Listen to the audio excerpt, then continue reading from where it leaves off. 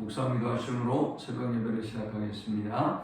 하나님 감사합니다. 오늘도 우리에게 새날을 주셔서 예배케 하심을 감사합니다. 오늘도 주와 동행하는 하루가 되게 하시고 주님을 기쁘시게 하는 하루 되도록 인도하여 주옵소서. 우리가 가지고 온 모든 인생의 문제들과 무거운 짐들은 주님이 담당해 주시고 오늘도 주님의 날개 그늘 아래 거하는 복된 하루가 되게 하여 주옵소서.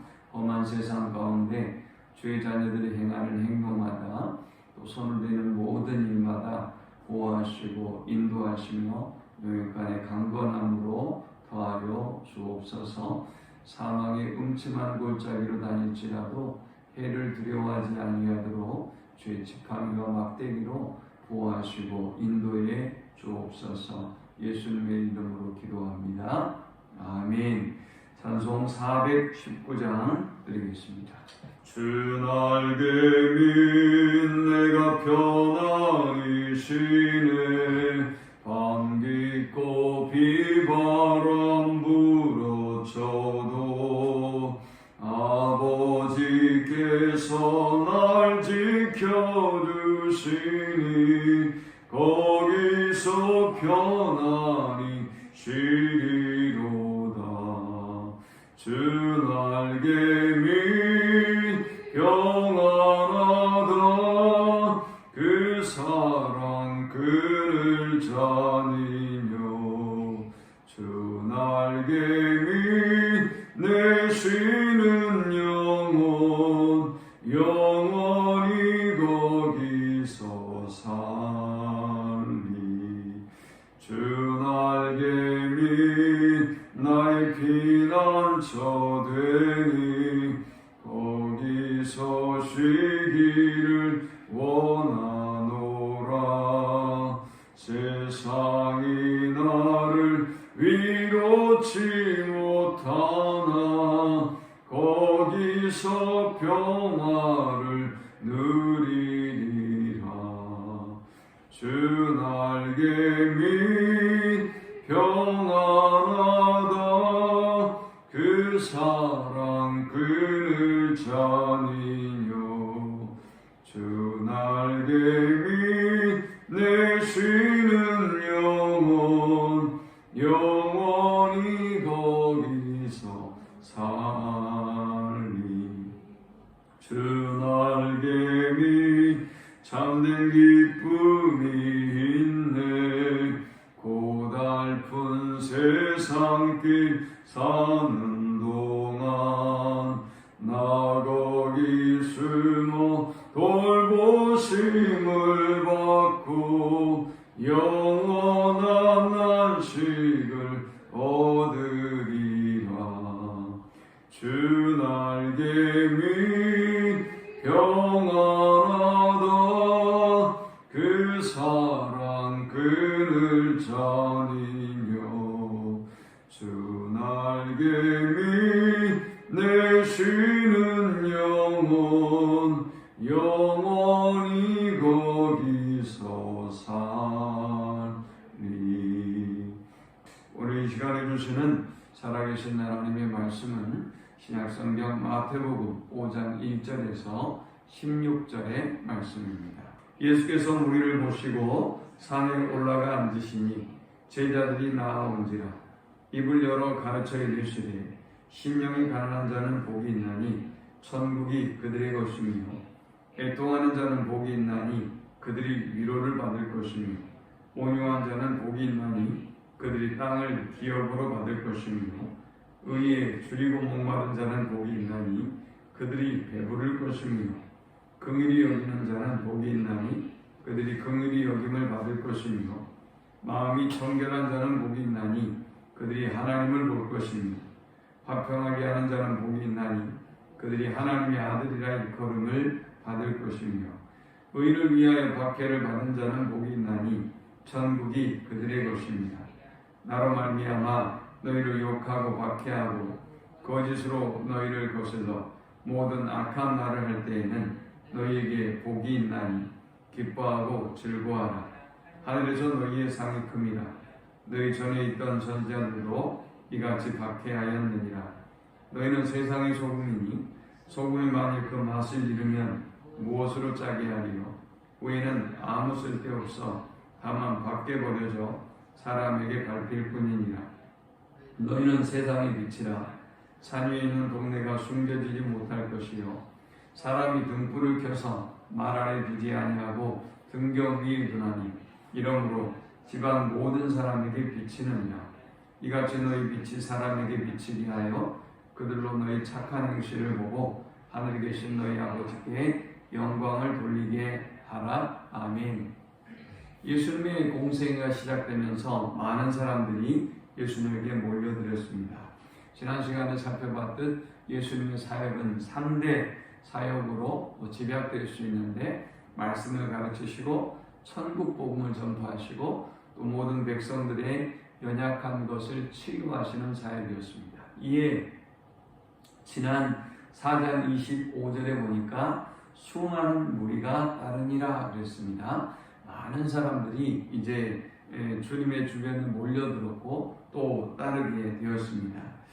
자, 이 정도라고 한다면 이제 점점 더 예수님의 인기는 더 높아져 갈 것이고 명성도 높아져 갈 것이고 영향력도 커져 갈 텐데 예수님은 이 무리를 떠나시고 산 위에 올라가 앉으셨습니다. 그리고 제자들이 예수님께 나왔을 때 예수님이 이제 오늘 이 산상수훈의 말씀을 전하고 있습니다. 지금까지는 하나님의 말씀을 가르쳤다. 회개하라 천국이 가까웠느니라 라고 선포하시면서 천국 복음을 선포하시고 그리고 병든 자를 고쳐주셨다고 한다면 오늘의 이 본문은 산상수훈은 예수님의 첫 설교라고 해도 과언은 아닙니다. 그러니까 오늘의 이 본문 속에 어떤 사람들이 천국에 합당한 자들이며 또 천국에 합당한 하나님의 백성들은 어떤 삶을 살아야 되는지 오늘 이 본문을 통해서 말씀하고 있습니다. 자, 본문이 주는 첫 번째 영적 교훈은 하나님의 나라는 무리가 아니라 제자들에 의해서 세워진다라는 것입니다. 1절에 보니까 예수께서 무리를 보시고 산에 올라가 앉으시니 제자들이 나아온지라 입을 열어 가르쳐 이르시되 했습니다.